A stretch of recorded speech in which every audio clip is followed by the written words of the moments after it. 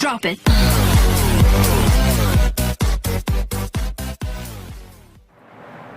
Hi friends, how are you. मैं साहिर कमाल आपका स्वागत करता हूं आपके अपने यूट्यूब चैनल कमाल की English powered by gap Shroff. वादे के मुताबिक मैं अपनी ग्रामर की पहली वीडियो लाया हूं। ग्रामर की बात हो रही है तो जाहिर है ग्रामर में सबसे पहले वर्ड को स्टार्ट करेंगे। We will begin from the very beginning. Let's begin the video. जी हाँ, आज की ये वीडियो सेंटेंस पर डिपेंड है। जाहिर है सेंटेंस सुनकर बहुत से लोग स्किप कर देंगे। सेंटेंस तो मुझे पता है, एक्चुअल में सेंटेंस आपको नहीं मालूम। आप सेंटेंस की डेफिनेशन आप रटे हुए हैं कई सालों से।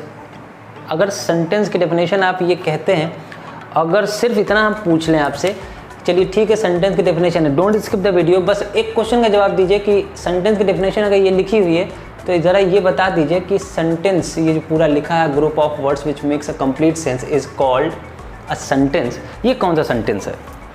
अगर सेंटेंस के बारे में आप इतना जानते हैं, अगर आपको सेंटेंस के बारे में मालूम है तो ही स्किप करिएगा वीडियो। अदरवाइज सेंटेंस लिखा हुआ है a group of words which makes a complete sense is called a sentence.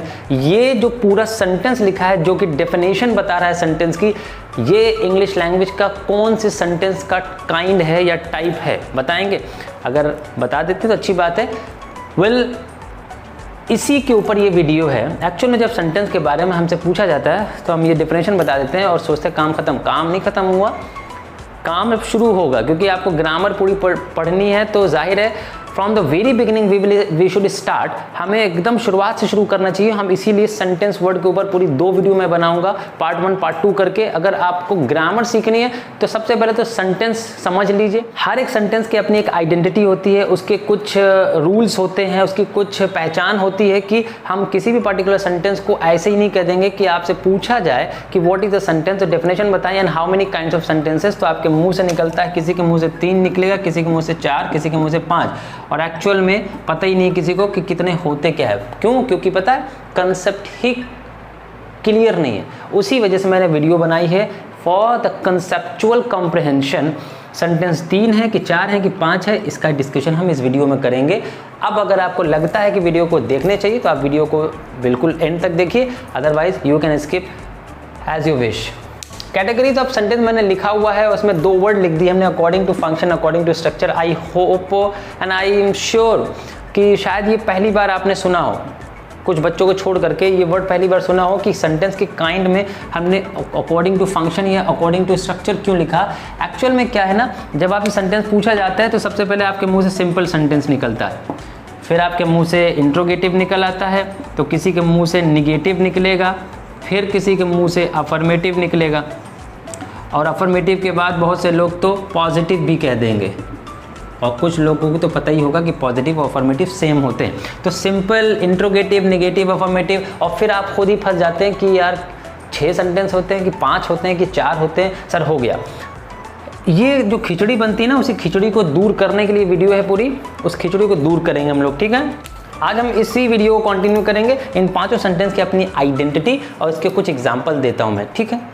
सी, अब देखते हैं सेंटेंस के बाद उसके डिटेल स्टडी में असर्टिव और इंट्रोगेटिव को मैंने लिख दिया ऑलरेडी, ताकि आपका टाइम ना वेस्ट हो। इस वजह से असर्टिव सेंटेंस की एक सिंपल सी पहचान है। असर्टिव सेंटेंस को ही डिक्लेरेटिव और स्टेटमेंट कहते हैं। ये जनरली स्टार्ट होंगे सब्जेक्ट्स और एंड्स होंगे फुल स्टॉप पर, और ये 2 तरह के होते हैं, अफर्मेटिव और नेगेटिव। अफर्मेटिव का ही दूसरा नाम है पॉजिटिव। आप कभी भी पॉजिटिव को अफर्मेटिव नहीं कहेंगे या अफर्मेटिव को नेगेटिव को असर्टिव नहीं कहेंगे, क्योंकि असर्टिव एक मेजर काइंड है, उसके सब डिवीजन होते हैं 2।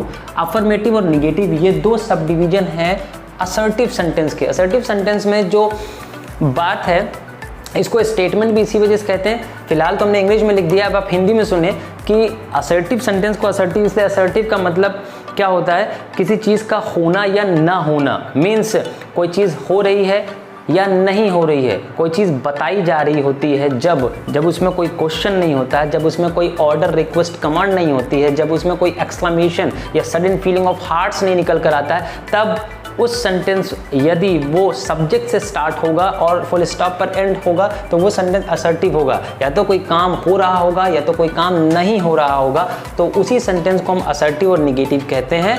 अगर सेंटेंस की बात करें, आप एग्जाम्पल के तौर पर ले सकते हैं ये, he teaches us English.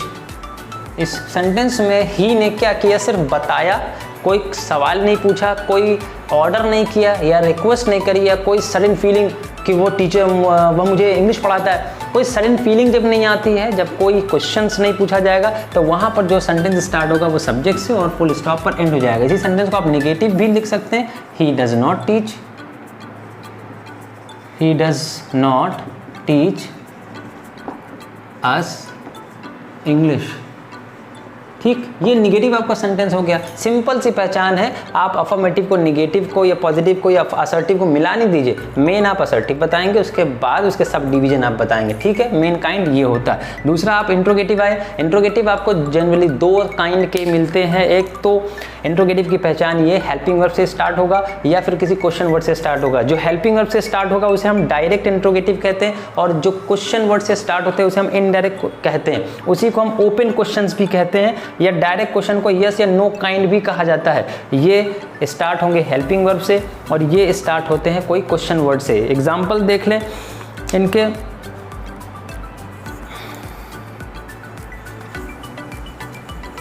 Do you get up early in the morning. Question mark यहाँ पर भी होगा, और अगर कोई question word like what do you do in the morning, सुबह तुम क्या करते हो, ये क्वेश्चन वर्ड से स्टार्ट हुआ, बट दोनों में ही क्वेश्चन मार्क का इस्तेमाल होगा। अच्छा, अभी तक आपने दो क्वेश्चन सुने होंगे। एक क्वेश्चन और होता है जिसे हम टैग क्वेश्चन के नाम से जानते हैं। टैग क्वेश्चन को लिखने का तरीका ये होता ये भी क्वेश्चन ही है।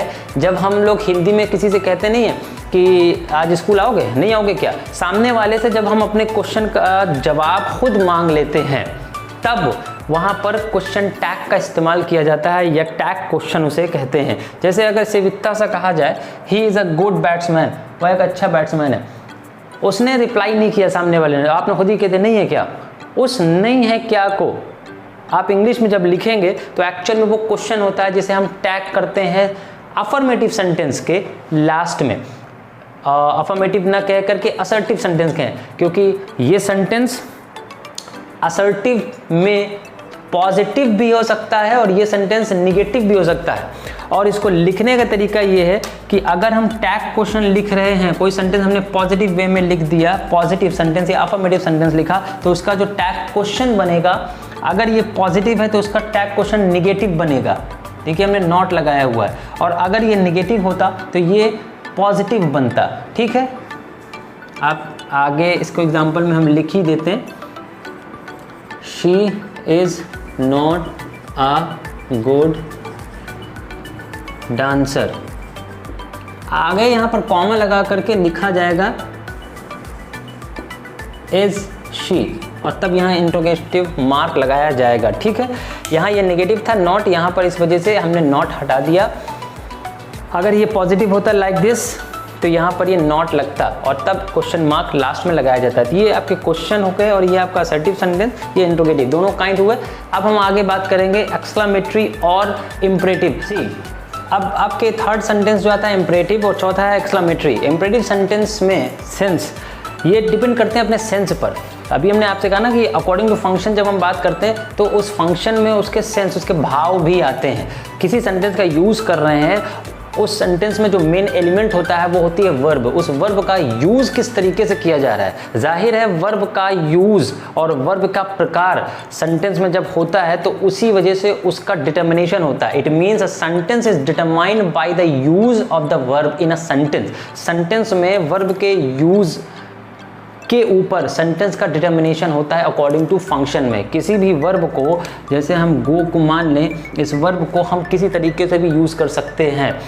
इस वर्ब का जो सेंटेंस में प्लेस होगा, उस प्लेस की वजह से सेंटेंस को इंट्रोगेटिव भी कहा जाएगा, सेंटेंस को इम्परेटिव भी कहा जाएगा, सेंटेंस को एक्सक्लेमेटरी भी कहेंगे, और सेंटेंस को अफर्मेटिव भी कहा जा सकता है। अब उसमें टाइम लगेगा, लेकिन हम अफर्मेटिव की एग्जाम्पल कह दें, आई गो, मैं जाता हूँ, और सिर्फ अगर हम गो कह दें तो यहाँ आई गो में सेंटेंस में पहला सब्जेक्ट है और बाद में वर्ब आ रही है। सेंटेंस में सब्जेक्ट के तुरंत बाद जब वर्ब आएगी तो वो अफर्मेटिव कहलाता है या निगेटिव कहलाएगा, जो कि नॉट के बाद आएगा। और अगर डायरेक्टली हम फुल स्टॉप से जस्ट पहले देखें तो एक सेंटेंस लिखा हुआ है जो वर्ब, सिर्फ एक मेन वर्ब लिखी है, और यहाँ पर जिसने कहा है सामने वाले को वो ऑर्डर देगा या तो रिक्वेस्ट करेगा। तो यहाँ पर हम बात करेंगे इम्परेटिव सेंटेंस को। इम्परेटिव सेंटेंस को ही अगर कहा जाए कि इंग्लिश का सबसे छोटा सेंटेंस कौन सा होता है, तो आपको याद रहे गो जो है इंग्लिश के सबसे छोटे सेंटेंस, जिसके ऊपर मैंने लास्ट ईयर एक वीडियो बनाई थी वर्ड्स के इंपॉर्टेंस के ऊपर, देख लीजिएगा अगर आपने नहीं देखा। सबसे छोटा वर्ड और सबसे बड़ा वर्ड भी है, वो वीडियो जाके देखिएगा। अभी तक का जो इंग्लिश का सबसे बड़ा वर्ड है, आपको एक वीडियो मिलेगी मेरी लास्ट ईयर की, उसमें जाके देखिएगा। तो ये सबसे छोटा सेंटेंस भी, आप चाहें तो डू भी कह सकते हैं, लेकिन डू के बाद जो है ना वो ऑब्जेक्ट रखना ज़रूरी हो जाता है। बिना ऑब्जेक्ट के जाहिर है सेंटेंस का सेंस नहीं समझ में आएगा, लेकिन गो के बाद ऑब्जेक्ट नहीं रखना है, इसलिए गो भी 2 लेटर का है और डू भी 2 लेटर का है, इसलिए आप गो को छोटा सेंटेंस मानेंगे। और उसके बाद अगर हम फुल स्टॉप लगा देंगे तो ये इम्परेटिव सेंटेंस का काइंड माना जाएगा। Imperative sentence it suggest the sense of request, command, advice, order, proposal etcetera and ends in full stop. ये फुल स्टॉप पर ये भी एंड होंगे, जैसे असर्टिव सेंटेंस एंड्स होते हैं फुल स्टॉप पर, लेकिन अब यहाँ पर सब्जेक्ट नहीं होता, सब्जेक्ट मिसिंग है, और इसमें जो सब्जेक्ट होगा वो यू ही होगा।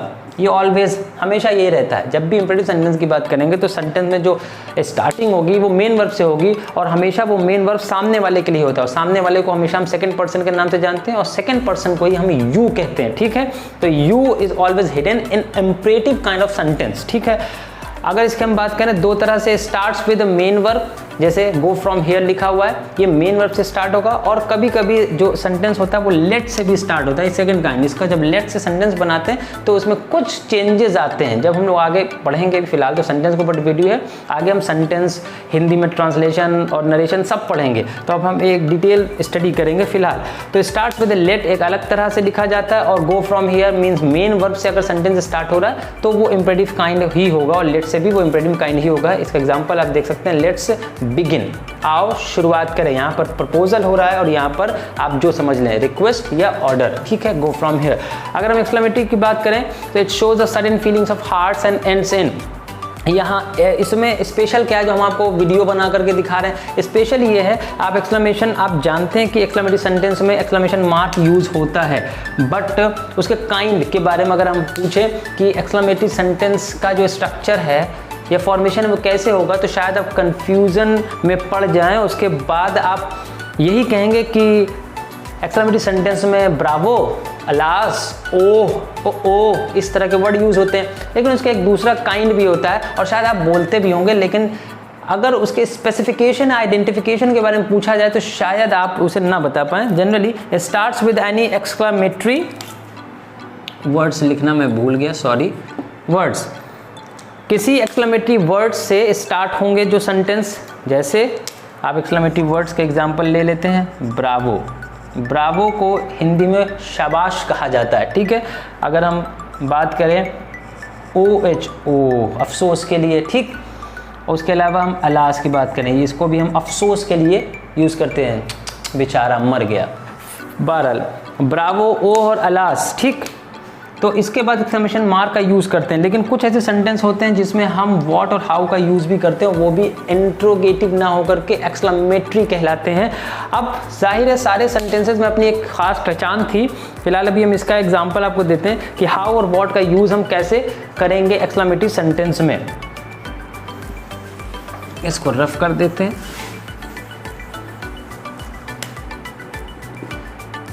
अलास, ही डाइड, बेचारा मर गया।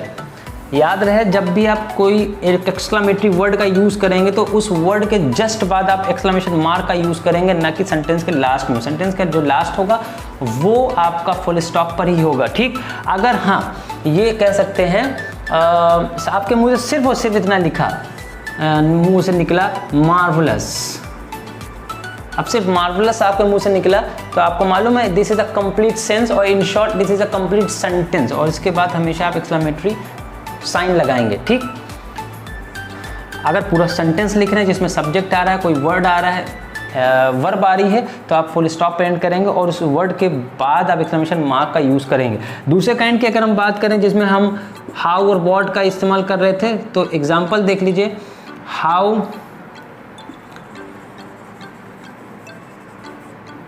ब्यूटीफुल द गर्ल इज, और वॉट से अगर लिखें what a shot it is. अब हाउ और व्हाट दोनों ही वर्ड जो है ना वो क्वेश्चन वर्ड हैं आपकी नज़र में, हाउ और व्हाट दोनों, लेकिन उस क्वेश्चन वर्ड में और इसमें क्या फ़र्क है कोई बता पाएगा? कमेंट सेक्शन में ज़रूर बताएं कि अगर आपको हाउ और व्हाट का यूज़ एक्सक्लेमेटरी में समझ में आया कि कैसे हो रहा है, कैसे आप पहचानेंगे। सपोज करिए मिसप्रिंट आपकी बुक में है और ये नहीं दिया हुआ लास्ट में, तो how can you define that the given sentences are exclamatory और इंट्रोगेटिव। एक सिंपल सी पहचान है जो कि मैं बता देता हूँ, फिर भी आप लोग कमेंट करिएगा कि हाँ मुझे पहले से मालूम था, तो उससे पता चलेगा। बहरहाल हम हाउ की बात करें, हाउ और व्हाट क्वेश्चन वर्ड है और क्वेश्चन वर्ड के बाद जब इंट्रोगेटिव लिखा जाएगा तो हाउ आर यू। छोटा सा एग्जाम्पल है, आप देख रहे हैं हाउ क्वेश्चन वर्ड, उसके बाद एक हेल्पिंग वर्ब आई है, या आप शॉर्ट मान लें वर्ब आई है या लिंकिंग वर्ब आई है, जो भी कहना हो। हाउ के बाद एक वर्ब आई है। उसी तरह हम व्हाट का इस्तेमाल करें, व्हाट आर यू डूइंग, ठीक। व्हाट के बाद भी हेल्पिंग वर्ब आई है, लेकिन यहाँ पर हाउ के बाद और व्हाट के बाद कोई हेल्पिंग वर्ब दिख रही है, like do, does, is, am, are, was, were, will, shall, would, should, can, could, may, might, कुछ नहीं दिख रहा है आपको। हाउ के बाद यहाँ ब्यूटीफुल वर्ड है और ब्यूटीफुल वर्ड अपने आप में क्या है, एक एडजेक्टिव। और व्हाट क्या है अपने आप में, व्हाट के बाद जो वर्ड आ रहा है आ और शॉर्ट, आ एक आर्टिकल है और शॉर्ट क्या है, एक नाउन है। तो व्हाट के बाद आर्टिकल और नाउन आया और हाउ के बाद एक एडजेक्टिव आया, कोई वर्ब नहीं आई है। इसी वजह से ये डिटर्मिनेशन हो जाएगा कि अगर हाउ और व्हाट के बाद कोई नाउन या एडजेक्टिव आएगा तो वो एक्सक्लेमेटरी सेंटेंस कहलाएंगे, ना कि इंट्रोगेटिव सेंटेंसेस कहलाएंगे, ठीक। आई होप कि आपको ये पहचान समझ में आई होगी। लास्ट जो है आपका एक्सक्लेमेटरी से ही रिलेटेड है, जो ऑप्टेटिव, हालांकि उसको अलग तरीके से कहीं पढ़ाया नहीं जाता, आज की बुक्स में कहीं कहीं आपको देखने को मिलेगा, लेकिन फिर भी हल्की से एक पहचान बता देते। उसमें ऑप्टेटिव जो 5वां काइंड मैंने लिखा था, ऑप्टेटिव बताना काम है, समझना आपका काम है। Optative gives the sense of wish, curse, blessings, prayer, etc. ये सेंस देते हैं। अब ये सेंस कैसे, विश का क्या मतलब है, प्रेयर का क्या मतलब है, कैसे पहचाना जाए? कि जैसे भिखारी आपके सड़क दरवाजे पे आया तो वो कुछ बोल के जाता है कि अल्लाह के नाम पे दे दे या भगवान के नाम पे दे दे, वॉटेवर। तो उसके बाद वो क्या देता है, दुआ देता है ना। जब वो दुआ देता है ना कि बड़े से हो जाओ, आपने ये सुना होगा, बड़े से हो जाओ। अभी सेंटेंस का ट्रांसलेशन करके दिखाएं और आपसे पूछ लिया जाए, हिंदी में ही बोलेगा ना, वो अंग्रेजी तो बोलेगा नहीं, अमेरिका तो है नहीं। बड़े से हो जाओ, अगर बड़े से हो जाओ इसको आप इंग्लिश में ट्रांसलेट करेंगे, जिसको आती होगी जनरली वो लिख लेगा, लेकिन इसका ट्रांसलेट करके देखिए, कमेंट सेक्शन में बताइएगा बड़े से हो जाओ की इंग्लिश क्या लिखी। इसकी इंग्लिश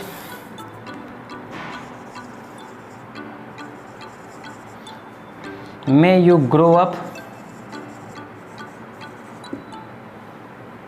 या शॉर्ट स्पोकन में May God bless you, भगवान तुम्हारा भला करे। भला करेगा जाहिर है फले फूले, फले फूले मतलब ग्रो अप होना, ठीक है। May God bless you, actual में ये क्या है, यहाँ पर इसको एक्सक्लेमेशन मार्क लगाएंगे। अब ये सेंटेंस कंप्लीट हुआ, तो इसकी एक पहचान निकल के आई, gives the sense of wish, curse, blessing and prayer and ends in exclamatory